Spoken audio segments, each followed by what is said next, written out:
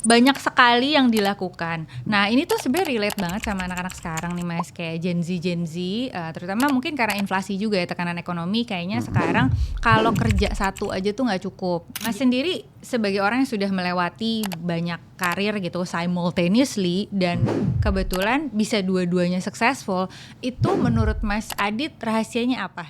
Ketika kita ngejar sesuatu, jangan kejar passion. Kejar what-nya bukan how-nya. Jangan cari passion lo, tapi kerjakan semua yang harus lo kerjakan dengan passion. Di dunia yang sangat-sangat kompetitif ini, it's good to have more than one skill.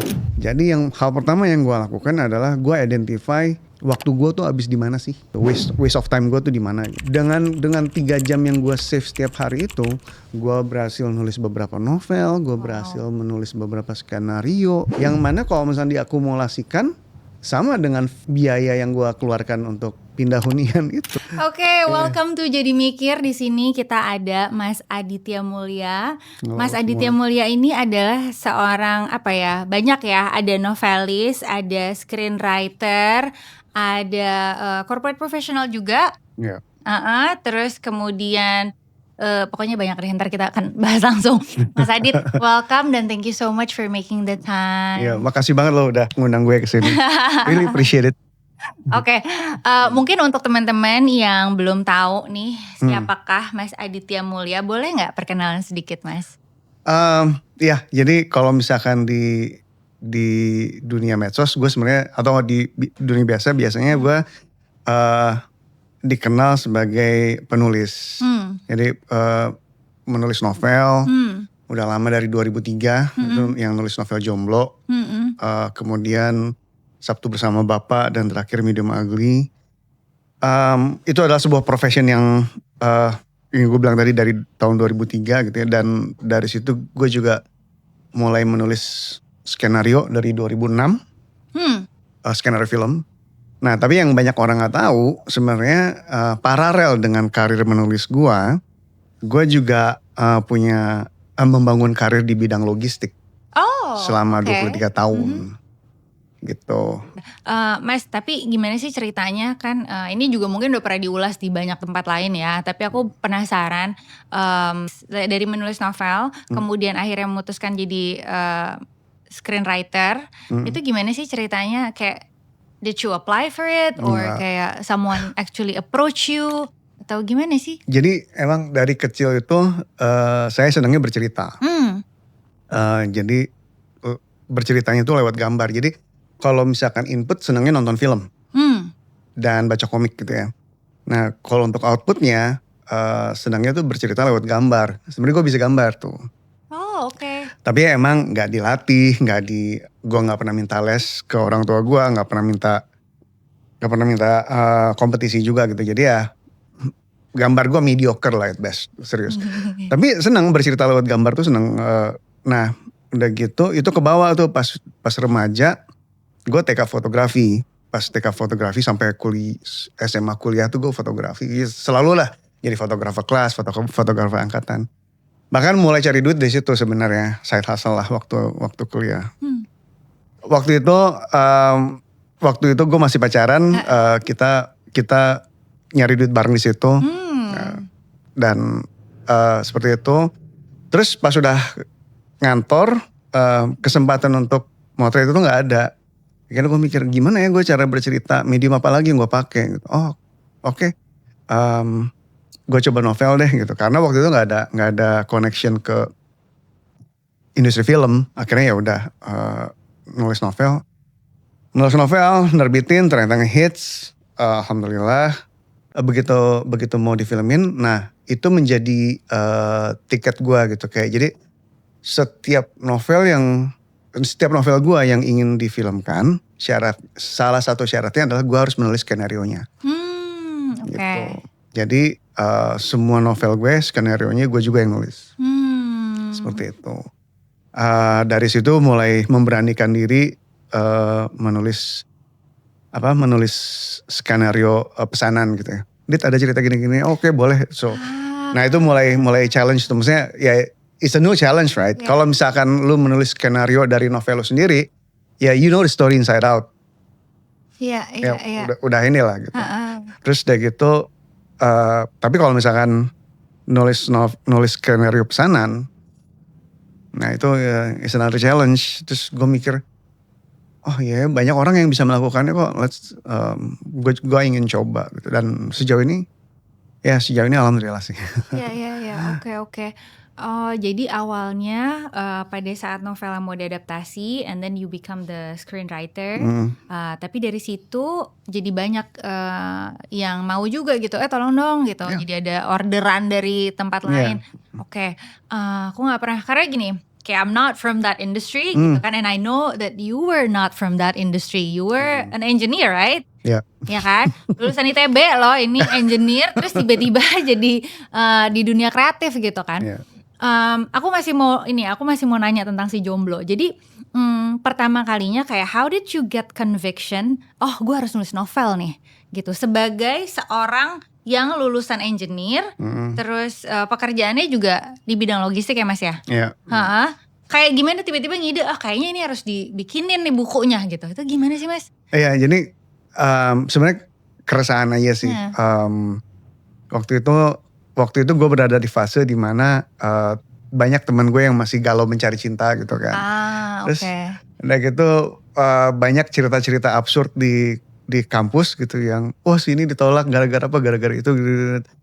Terus udah gitu, terus gue mikir ini kalau misalkan ini kok kehidupannya menarik sekali ya teman-teman gue ini, karena kayak kampusnya mayoritas cowok gitu kan. Dimana ada satu perempuan berbanding 15 laki-laki gitu. Terus udah gitu. Jadi ya persaingan mendapatkan cinta tuh tinggi sekali gitu kan. Dan di situ banyak banget lah kejadian-kejadian lucu. Terus udah gitu dari situ gue mikir, ini kalau misalnya gue rangkai menjadi satu cerita yang oke nih, bisa nih gitu. Tapi mediumnya apa ya gitu. Mediumnya apa? Terus waktu itu medium yang paling available di gue hanya novel, hanya menulis. Hanya menulis saja. Tapi you wrote anything before? Kayak I would imagine seseorang dengan background engineering kayak agak jauh aja gitu, tiba-tiba mau nulis gitu kan? Enggak, tapi kan itu dia, dari kecil input gue stories. Dari kecil output gue juga stories kan, telling stories kan, meskipun mediumnya gambar. Karena menulis itu is just a how. Yang penting adalah what-nya. Ya kan? Dan what-nya adalah telling stories. Gitu. Misalkan gini, penyanyi aja, ya kan? How-nya adalah menyanyi, how-nya adalah mengaransemen musik. Tapi what-nya adalah she has a story to tell, ya kan? Dan jadilah lagu. Gitu. Mediumnya aja. Gitu. Coba lihat Dewi Lestari, she's a true storyteller. Iya. Kan? Everything she touches becomes story. Makanya kan, jadi dia pertama-tama tuh dia nulis lagu, kemudian dia nyanyi, dan dia mediumnya apa? Dia nyanyi, gitu, menyanyikan lagu yang dia tulis. Habis itu setelah lama, kemudian dia menulis novel. What-nya apa? Story kan? How-nya apa? Novel. Dulu how-nya apa? Nyanyi. Sama aja kan? Gitu. Jadi sebenarnya yang pentingnya what-nya. Dan meskipun how-nya gue baru nulis novel, maksudnya belum pernah ada kompetisi sebelumnya waktu kecil. Ya tapi what-nya kan udah sering dilatih. Iya. It sounds very straightforward ya Mas ya. Tapi aku nggak pernah memikirkannya in that perspective. Kayaknya benar juga sih, maksudnya intinya adalah Mas Adit mau cerita, ini gue punya cerita, gue tahu nih teman-teman gue pada galau mencari cinta dan kayaknya lucu nih kalau diceritain. Tapi ceritainnya lewat apa gitu kan? Iya betul. And then you started writing. Iya, makanya dari ketika kita terbiasa telling stories, switching dari menulis novel ke menulis skenario itu nggak terlalu susah. Oke, understand. Ya, sama kayak beberapa orang yang switching dari menulis lagu ke menulis novel itu tidak susah. Oke. Kan Mas Adit ini ngerjain banyak ya. Maksudnya kayak lumayan tidak konvensional lah karirnya gitu kan. Karena backgroundnya sebagai engineer, kemudian pekerjaannya di logistik, pekerjaan profesionalnya di logistik dan itu sangat corporate sekali. Kemudian menulis novel, menulis skenario, kemudian content creator juga, ya kan, bikin YouTube, ya kan, ngomongin KPR loh teman-teman.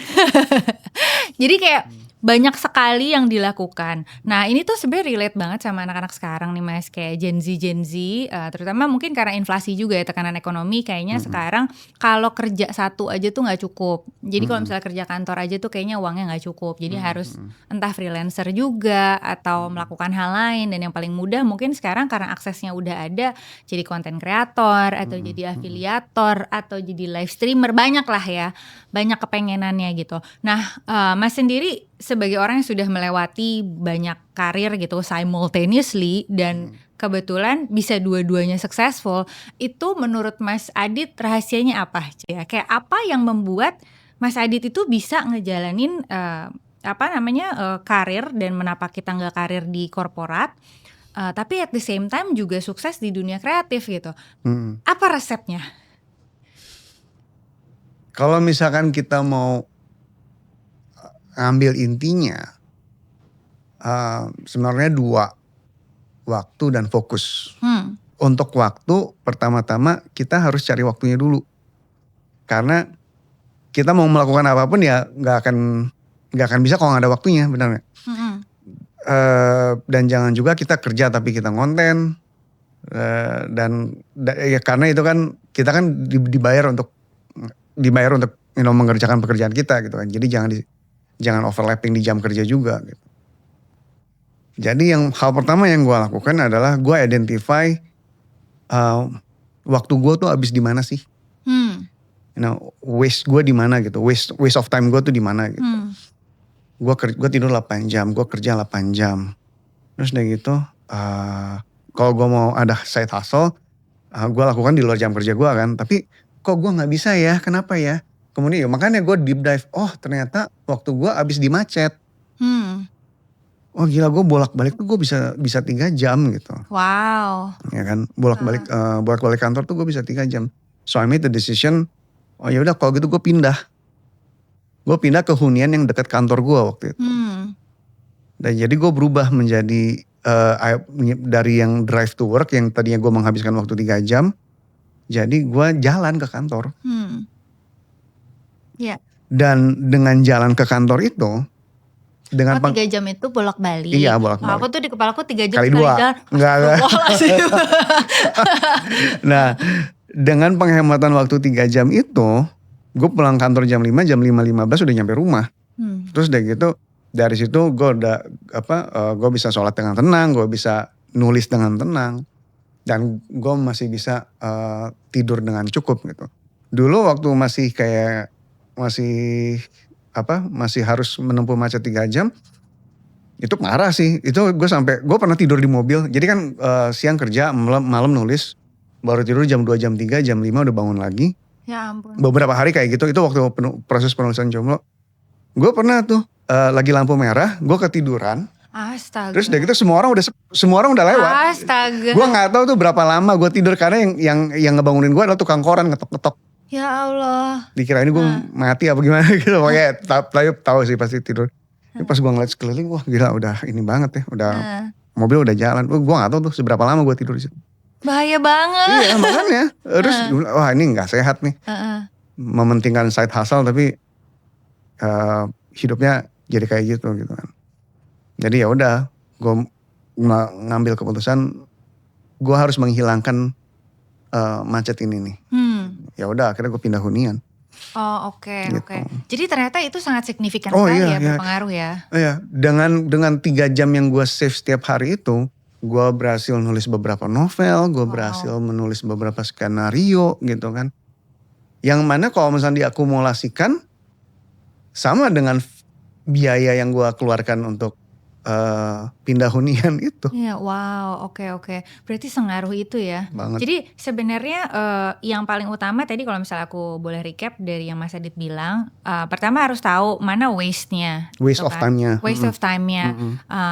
Yang pertama adalah gimana kita bisa nge-split between the two supaya nggak overlapping. Betul, Jangan sampai kita juga bawa kerjaan side hustle kita ke kerjaan utama. Kemudian jadi tahu waktunya, ngebagi waktunya. Kemudian kita cari mana lagi time slot yang masih bisa dieliminasi gitu ya. Iya, betul. Oke. Tapi tentang fokus nih Mas, karena banyak orang jadi nggak fokus kan, gitu. How do you manage the focus? Gini, concentrate ke what-nya menurut gue. Jadi apanya dulu nih yang lu mau kerjain. Jangan kayak misalkan, gue mau jadi content creator. Iya, it's a how. Content creator is a how. Tapi apa yang lu pengen kontenin tuh apa gitu. You know? Kayak yang tadi ya. Kayak jangan sampai lu mengontenkan sesuatu just for sake of content. Iya. Gitu. Jadi ya makanya kalau nasihat semua content creator tuh yang senior tuh udah benar. Find your niche. Maksudnya find your niche tuh ya find your what sebenarnya kan. Find your what and stick to it gitu. Dan perdalam di situ gitu. Misalkan kita ngomong content creator gitu ya. Kalau misalkan gue kan waktu itu keputusannya oke, gue kerja, pulang kerja gue memutuskan bahwa what gue adalah telling stories. How-nya menulis novel. Seperti itu. Ya telling storiesnya melalui novel gitu. Oke. Jadi gue pengen jadi content creator. Iya apa? Content creator apa? Merajut. Cerita horor. Apa gitu. Karena kalau misalkan lo udah, let's say you love horror gitu ya. Kalau misalkan lo gak punya kamera untuk podcast. Oke, podcast aja. Ini podcast yang podcast di Spotify aja. Kebayang kan? Audio aja. Nah, itu kan sama-sama telling stories. Iya. Ya, jadi intinya kebanyakan orang tuh terkadang suka terlalu overwhelmed sama formatnya. Formatnya mau jadi YouTuber atau formatnya gue mau jadi content creator in whatever way gitu. Padahal dia juga nggak tahu niche apa yang lagi dia reach, apa yang dia mau ceritakan gitu. Oke. Terus kemudian Mas ada nggak sih kayak pada saat menjalani kedua hal tersebut? Downside-nya apa sih kayak sebagai orang yang harus mengerjakan keduanya dan berkomitmen dengan keduanya, ada downside-nya nggak? Ada nih. This wasn't here 3 tahun yang lalu nih. No, literally, itu affect your health juga. Maksudnya, gue bilang tadi kan, kita pindah hunian supaya gue punya lebih banyak waktu gitu kan. Tapi kemudian kan as your family grows, mereka menjadi prioritas dong, ya kan. Gak mungkin gue pulang jam 5, jam 5.15 terus gue cokin anak gue ya. Gue pulang kantor tuh anak-anak mendapatkan haknya, istri mendapatkan haknya. Kemudian setelah semua orang mendapatkan haknya, gue baru free jam 12 malam. Ya udah jam 12 malam gue nulis sampai jam 2. Terus bangun lagi pagi terus ngantor. Untungnya kan jalan ke kantor. Pernah ngerasain kreatif burnout gak sih Mas? Kok kayaknya aku ngebayangin aja udah capek dulu. Kalau kreatif burnout itu sampai sejauh ini iya. Sebenarnya istilahnya bukan kreatif burnout. Jadi ada beberapa teman gue nih ketika dia udah sukses, mereka bingung gue cerita apa lagi ya. Udah gak ada keresahan gitu. Sebenarnya kalau kita nih storyteller itu kebanyakan detail stories awalnya itu dari keresahan. Kayak contohnya Sabtu Bersama Bapak aja. Ya. Itu berangkat dari keresahan gue sebagai seorang bapak. Kalau misalkan gue amit-amit meninggal sebelum waktunya dan gue belum sempet ngajarin mereka main layangan, belum sempet ngajarin mereka, kan masih kecil tuh waktu itu, belum sempet ngajarin mereka kenalan sama cewek mungkin, belum sempet ngomong ke mereka, nanti masuk perguruan tinggi yang ini ya kayak gitu. Life hack lah, life trick gitu, life skill gitu, itu gue pada belum sempet ngajarin mereka apa yang gue harus lakukan ya supaya mereka tetap bisa belajar itu gitu. Terus gue mikir, gue rekam. Ini bagus nih jadi cerita. Jadilah Sabtu Bersama Bapak. Kan Sabtu Bersama Bapak seperti itu. Bapak yang meninggal ketika anak-anaknya masih kecil, sebelum dia meninggal dia rekam semuanya gitu kan. Nah itu berasal dari keresahan kan. Intinya dari keresahan. Terus kadang-kadang ada teman-teman yang kalau udah sukses, aduh keresahannya apalagi ya, kok gue udah gak resah gitu. Ya seperti itu sih. Nah terakhir kalau udah gak ada keresahan, sebenarnya masuk ke bucket kedua. Bucket kedua adalah pure craft. Pure craft tuh maksudnya gue tuh bisa tuh duduk berhari-hari sama istri gue dan karena dia juga penulis juga. Seru dong ya. Iya. Seru dong ya, suka bisa ngobrol banyak ya. Jadi di bucket kedua tuh kita berhari-hari duduk dan ngelihat ke langit-langit gitu dan bertanya what if. What if ada anak yang harus gini. What if ada orang yang harus gini tapi gini. Itu sebenarnya ngegodok premis sih sebenarnya. Gitu. Terus udah gitu ya seperti itu bucket kedua. Jadi kalau misalnya bucket pertama keresahan udah habis, masuk ke bucket what if itu. And that's pure craft. Oke. Berarti tadi kalau misalnya aku bisa kaitkan lagi, you did not really, kayak apa ya, creative burnout itu bukan halangan selama kita ada purpose-nya gitu. Karena biasanya selalu berangkat dari keresahan itulah gitu ya. Oke. Ya itu kayak, ini keresahan dan keresahan ini harus diberitakan. Bukan beritakan ya, harus diceritakan. Iya. Ada paralel gak sih Mas selama menjalani profesi sebagai corporate professional dengan yang di dunia kreatif? Ada paralel gak sih kayak that you can apply the lessons from one another gitu? Ada. Jadi ini penilaian gue sendiri ya. Gak tau nih teman-teman gue nih di kantor.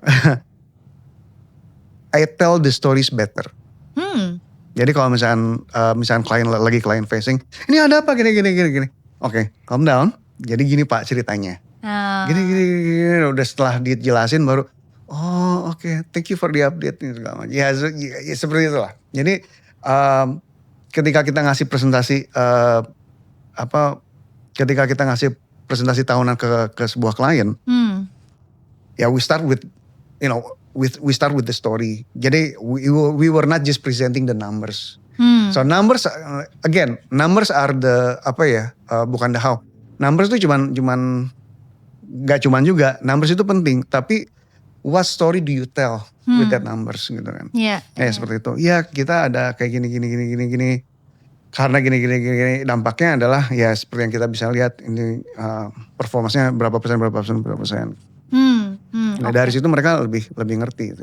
Berarti kalau misalnya untuk teman-teman nih yang nonton terus pengen banget punya side hustle, pengen pursue side hustle, apa tips lengkapnya dari Mas Adit yang sudah menjalani keduanya dan dua-duanya sukses? Gimana? Pertama find the time, ya, kemudian sama find the what-nya juga sih. Itu aja dulu. Find the time, find the what, kemudian eliminasi yang nggak efisien seperti waktu commuting kalau bisa gitu kan. Terus apa lagi tadi Mas? Ya stick with it aja ya. Ya seperti itu sih sebenarnya. Iya. Mas kalau misalnya untuk kayak zaman sekarang kan ada generalis sama spesialis tuh perdebatan yang tiada akhir ya. Menurut Mas sendiri di dunia sekarang mendingan jadi generalis apa jadi spesialis? Ada peribahasa kan? The jack of all trades but master of none. Iya kan? Kita taunya itu, tapi sebenarnya ada lengkapnya. Apa tuh Mas? But it's still better than a master of one. Master of? Of one. Of one. Jadi kalau misalnya kita ngeliat nih, the jack of all trades but master of none. Itu mengesankan bahwa jadi generalis itu jelek. Lebih baik jadi spesialis. The jack of all trades but the master of none. Ya. Lu bisa semua tapi lu gak jago di satu hal. Gitu kan. Nah itu menggiring opini bahwa lebih baik menjadi spesialis. Tapi sebenarnya peribahasa itu berakhir dengan but it's still better than a master of one. Dan emang benar sih di dunia yang sangat-sangat kompetitif ini, it's good to have more than one skill. Lebih baik lu punya lebih dari satu skill jujur. Karena sekarang gini, kalau misalnya kita punya employer, kita sebagai seorang employer gitu ya. Ini ada orang satu bisa melakukan accounting gitu. Kemudian tapi dia juga sangat-sangat knowledgeable dengan di pajak gitu. Sedangkan kita nggak butuh satu full time employee untuk si pajak untuk melakukan pajak perusahaan kita. Gitu. Rather than kita meng-hire orang kedua, yang mana orang kedua ini kerjanya juga gak full time, lebih baik kita gaji dia lebih tinggi, jauh lebih tinggi. Ya kebayang kan? Dan dianya happy dapat gaji yang sangat-sangat tinggi, hampir 2 kali lipat gitu kan. Dan kitanya juga happy gitu kan, bahwa gue nggak perlu nge-hire 2. Bukannya kita pemerasan, maksudnya pemerasan sumber daya, enggak. Tapi maksudnya when you look at it dari employer point of view, employer akan selalu menyukai orang-orang yang versatile gitu, yang punya lebih dari satu skill. Itu dari segi employer. Dan dari segi employee, daya tahan kita terhadap cobaan juga jadi bagus. Contohnya, resiliensi. Ya gini, contohnya ya. Gue cukup fortunate berada di, gue cukup fortunate membangun karir 23 tahun di perusahaan yang 9 kali ada gelombang PHK dalam 23 tahun. Wow. Dan itu bukan karena mereka kurang duit, karena emang kapitalis aja. Kayak, pengen reorganisasi gitu. We have to change before we have to katanya. Dan emang benar sih, we have to change before we have to. Implikasinya konsekuensinya adalah ada banyak banget gelombang-gelombang reorganisasi seperti itu, dan beberapa diantaranya PHK gitu kan. Dari situ gue belajar bahwa I can only depend on myself. Gue nggak boleh menjadikan pekerjaan gue sebagai identity gue. Siapa sih Aditya Mulya? Aditya Mulya, proses engineer di perusahaan itu. Siapa sih Aditya? Siapa sih si Fulan? Fulan adalah VP dari bank ini. Gak boleh tuh. Karena begitu harinya datang PHK, you're no longer that VP of that bank. I will no longer be that process engineer gitu kan. Akhirnya 9 kali gelombang reorganisasi itu ngebuat gue mikir, gue harus bertumpu kepada diri gue. I can only rely on myself gitu. Makanya gue beruntung banget, gue ngejar karir seperti biasa, oke. Dan gue punya karir menulis juga, yang kalau misalkan something happens di sini,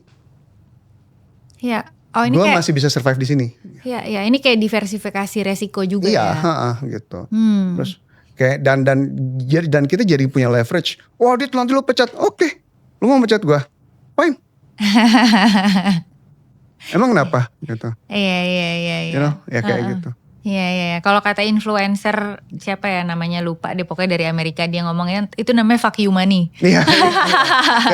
dan karena gue ketika 9 kali menghadapi ini, gue banyak banget ngeliat teman-teman gue atau senior-senior gue yang jadinya menghamba banget. Pak tolong Pak, ini hidup saya udah saya curahkan ke sini. It sounds cruel. Ya kan, it looks cruel gitu ya, dan it looks kasihan banget. Tapi ya itulah yang terjadi gitu kan.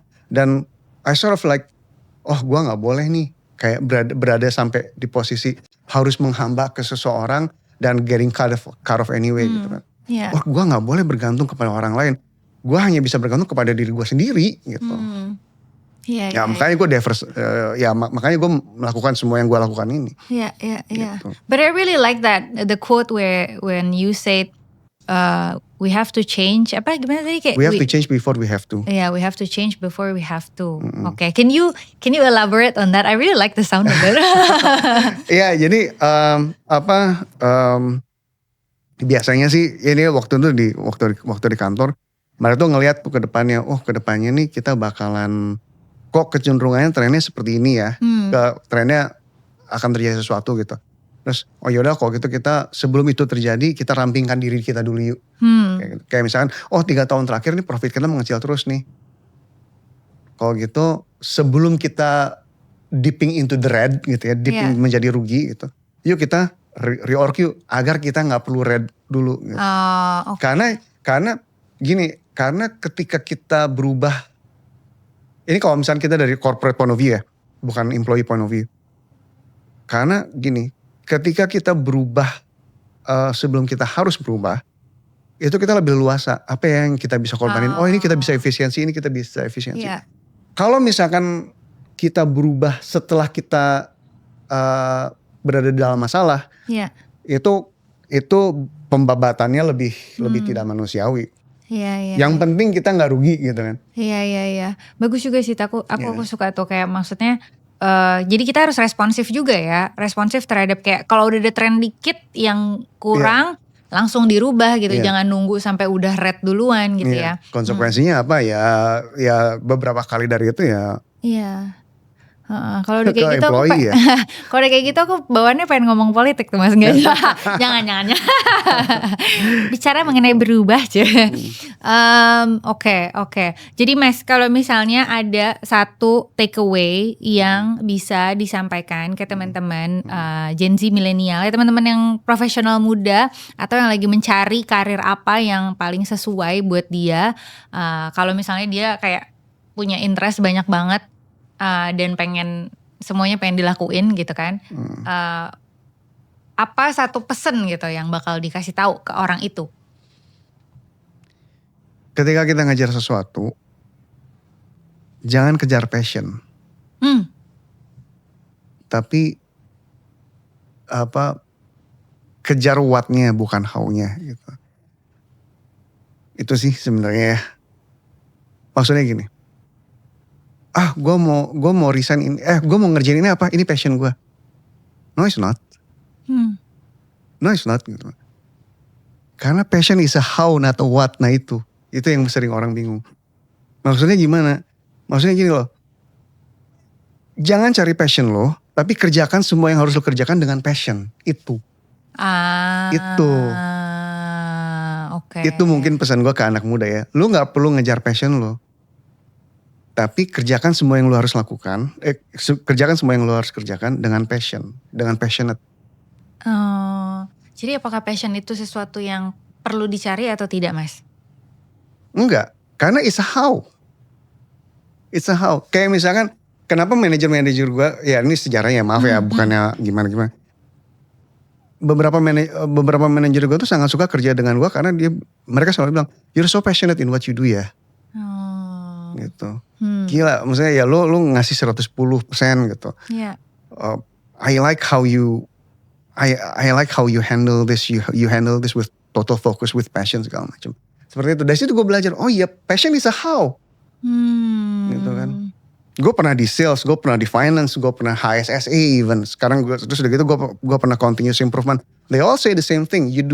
Aditya does it with passion. Wow. Ngerti ya? Ngerti kan? Jadi ketika ada anak muda ngomong, gue mau ngejar passion gue. Lu kejar aja semua yang lu pengen kejar, tapi kejarnya dengan passion gitu. Satu hal lagi tentang passion adalah, apa yang lu suka itu belum tentu cuanable gitu. Gue suka melakukan ini. Gue jago melakukan ini. Iya, tapi does it make money? Oke. Karena let's face the fact, lu kayak gue laki-laki gitu ya. Ya karena apapun yang lu lakukan itu harus mencukupi nafkah anak istri kan. Agak salah juga kalau misalkan lu suka banget melakukan apa yang lu lakukan gitu, kepuasan diri lu puas tapi anak istri lu lapar. Mana responsibility-nya di situ? Iya. Kebayang kan? Gitu. Oke, itu teman-teman. Jadi jangan cari passionnya, tapi lakukan apa yang kamu harus lakukan dengan passion. Jadi passion itu lebih ke how. Lebih ke semangatnya ya Mas ya. Iya. Bukan yang harus dicari-cari. Apapun bisa kita kerjain dengan passion sebenarnya ya. Oke, jadi intinya kalau boleh aku rekap, kalau misalnya ada anak muda nih yang sekarang sedang kebingungan atau kayak bukan kebingungan sih, kayak semuanya mau dikerjain gitu kan. Terus ada juga konsep mau mencari passion gitu kan. Atau mau side hustle tapi bingung side hustle-nya apa. Nah itu semua sebenarnya semu ya, pencarian semu. Karena sebenarnya passion itu adalah sesuatu yang kita lakukan dengan semangat ya. Apapun itu. Dan kalau misalnya mau bisa sukses di beberapa hal, kita harus bisa bagi waktu, harus bisa eliminate waste of time, dan harus tahu apa yang mau kita ceritain, what-nya ya. What bukan how. Tuh inti dari episode ini adalah what bukan how ya teman-teman. Oke, terima kasih sekali Mas Adit untuk sharingnya. Nanti kita akan ketemu lagi di episode selanjutnya. Bye.